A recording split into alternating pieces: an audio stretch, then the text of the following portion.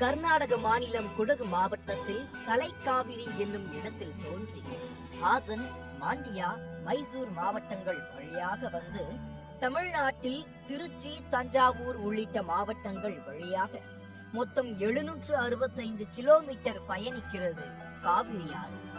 இந்த ஆற்றின் நதிநீர் பங்கீடு தொடர்பாக கர்நாடகம் மற்றும் தமிழ்நாட்டிற்கு இடையே பிரச்சினை தொடர்ந்து கொண்டுதான் வருகிறது. ஆங்கிலேயரின் ஆட்சி காலத்தில் ஆரம்பித்த இந்த பிரச்சினை இன்று வரையும் தீர்ந்த பாடில்லை. அடிக்கடி தலை தூக்கி ஊடகங்களுக்கு தீனி போடும் இந்த பிரச்சனையின் ஒரு பாகமாய் பெங்களூர் மக்களின் குடிநீர் தேவை மற்றும் மின்சார உற்பத்திக்காக காவிரியின் குறுக்கே மேகதாதுவில் அணை கட்டுவதாக அறிவித்தது கர்நாடக அரசு. அப்போது சாமானிய பெண் ஒருவர், என் கணவன் இருந்திருந்தால் கர்நாடகாவால் அணையை கட்ட முடியுமா என்று கர்வத்துடன் சீறினார். அவர்தான் முத்துலட்சுமி. மேற்கு தொடர்ச்சி மலைகளில் ராஜாங்கம் நடத்தி தமிழ்நாடு கர்நாடக போலீசாரை கதிகலங்க வைத்த வீரப்பன் அவர்களின் மனைவிதான் இந்த முத்துலட்சுமி வீரப்பன். வீரப்பன் என்றதும் சந்தன மரக்கடத்தல், ஆழ்கடத்தல், தந்தங்களுக்காக யானையை கொன்றவர் என்று பல குற்றச்சாட்டுகள் இருந்தாலும் மற்றொரு புறம் இவரை காவல் தெய்வமாக வணங்கியவர்களும் உண்டு என்பது யாராலும் மறுக்க முடியாத உண்மை.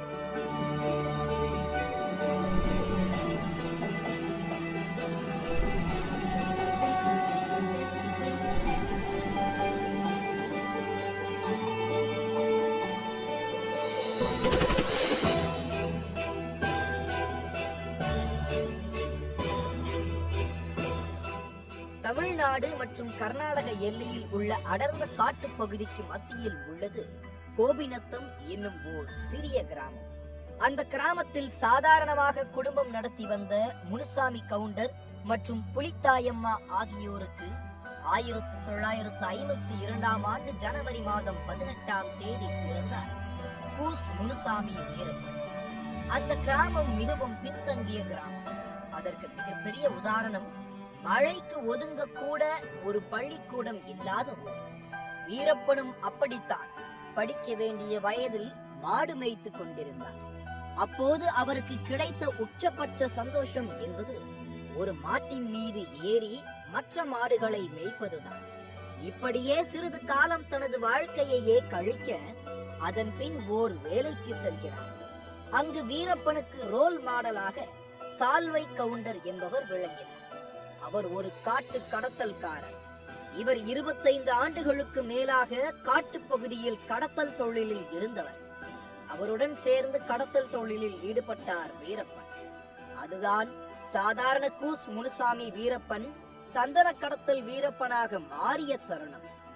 சால்வை கவுண்டரோடு இணைந்து வீரப்பன் சந்தன மரங்களை வெட்டி கடத்தல் தொழில் செய்தது மட்டும் இல்லாமல் அதோடு யானைகளை கொன்று அதன் தந்தங்களை திருடி விற்று வந்தார். சந்தன மரங்கள் அனைத்தும் நாட்டிற்கே சொந்தம். அவற்றை யாரும் வளர்ப்பதோ அல்லது வெட்டுவதோ சட்டப்படி குற்றமான செயல். அதேபோல் காட்டு விலங்குகளை வேட்டையாடி கொல்வதும் சட்டப்படியான குற்றமான ஒன்று. ஆனால் அந்த தொழிலில் நல்ல லாபம் வரவே தனக்கென்று ஒரு கூட்டத்தை அமைத்துக் கொண்டு காட்டிற்குள் ஒரு ராஜாங்கத்தையே உருவாக்கி கொண்டு செயல்படத் தொடங்கினார். அப்போது வன இலாக்கா அதிகாரிகளுக்கு லஞ்சம் கொடுத்து சந்தன மரம் வாங்கி விற்பது அரசிடம் கோட்டா முறையில் சந்தன கட்டைகளை வாங்கி விற்பதை விட லாபகரமான தொழிலாக இருந்தது. இப்படிப்பட்ட பொருளாதார முறையில் உருவான கள்ளச்சந்தை வீரப்பனை ஊக்குவித்தது. இப்படி குற்ற செயல்களில் ஈடுபட்டிருந்தார் அவர். 1972ஆம் ஆண்டு வேட்டையாடவும் தன்னை பாதுகாத்துக் கொள்ளவும் துப்பாக்கி தேவை என்பதை உணர்ந்து பெங்களூருக்கு துப்பாக்கி வாங்க சென்றார். அப்போது அடையாளம் கண்டு அந்த மாநில காவல்துறை வீரப்பனை கைது செய்தது. அங்கு தன்னை சுற்றி நடப்பதை காவலர் ஒருவர் மூலம் அறிந்து அங்கிருந்து தப்பி சென்றார். மேற்கு தொடர்ச்சி மலைகளிலேயே தனது வாழ்க்கையை கொலை, கொள்ளை, கடத்தல் என நடத்தி வந்தார். நாட்டிற்குள் வராமல் தனக்கு தேவையானதை நாட்டிற்குள் இருக்கும் தங்கள் கூட்டாளிகள் மூலம் அறிந்து கொள்வார். 1987ஆம் ஆண்டு வீரப்பனை நெருங்கிய வனத்துறை அதிகாரியான சிதம்பரம் வீரப்பன் மற்றும் அவரது கூட்டாளிகளால் சுட்டுக் கொல்லப்பட்டார். இந்த சம்பவம் தான் வீரப்பனை பிடித்தே ஆக வேண்டும் என்ற கட்டாயத்திற்கு அரசை தள்ளியது. வனத்துறை அதிகாரிகள் இரவு பகலாக வீரப்பனை பிடிக்க தீவிரம் காட்டினர். அப்போது கர்நாடக வனத்துறை அதிகாரியாக இருந்த சீனிவாசன் என்பவரால் வீரப்பனின் தங்கை மாறி உயிரிழக்க நேர்ந்தது. அதனை அறிந்த வீரப்பன் கடும் ஆத்திரம் கொண்டு திட்டம் தீட்டி ஸ்ரீனிவாசனை காட்டிற்குள் வரவழைத்து அவரை சுட்டு அவர் தலையை துண்டித்தார். இதன் பிறகுதான் யார் இந்த வீரப்பன் என்ற கேள்வி அனைவர் மனதிலும் எழுந்தது. இப்படி காட்டில் ராஜாங்கம் நடத்திய வீரப்பனின் செயல்கள் காட்டை விட்டு நாட்டிற்குள் வர ஆரம்பித்தது. ஆனால் வீரப்பனை பற்றி காதுபட கேட்டு சினிமாக்களில் வருவதை போல் உள்ளது என்று ஒரு தரப்பினரும், வீரப்பனை பார்க்க வேண்டும் என்ற ஆவலில் ஒரு தரப்பினரும் இருந்தனர். கட்டுக்கதை என்று கூறியவர்க்கும் அவரை பார்க்க ஆவலாக இருந்தவர்களுக்கும் அதிர்ச்சியடைய வைத்தது ஓர் தனியார் செய்தித்தாளில் வெளியான படம். வீரப்பன் என்றால் மக்கள் மனதில் வரைந்து வைத்திருந்த அந்த ஓவியத்திற்கு உயிர் கொடுத்தது ஓர் தனியார் இதழில் வெளியான அந்த அட்டை படம். அந்த புகைப்படம் பத்திரிகையில் வெளியான பிறகுதான் வீரப்பனின் முகத்தை அரசே பார்க்க நேர்ந்தது. அப்படி இருந்தும் ஒரு சில குழப்பங்கள் எழுந்தன. ஒரு சிலர் பொய்யான புகைப்படம் என்றும் வினவினர். அந்த புகைப்படத்தால் எழுந்த குழப்பங்களை சரிக்கட்ட 1996ஆம் ஆண்டு அவர் தாழவாடி மலைப்பகுதியில் நடமாடுவதைப் போல் காணொளி ஒன்று வெளியிடப்பட்டது.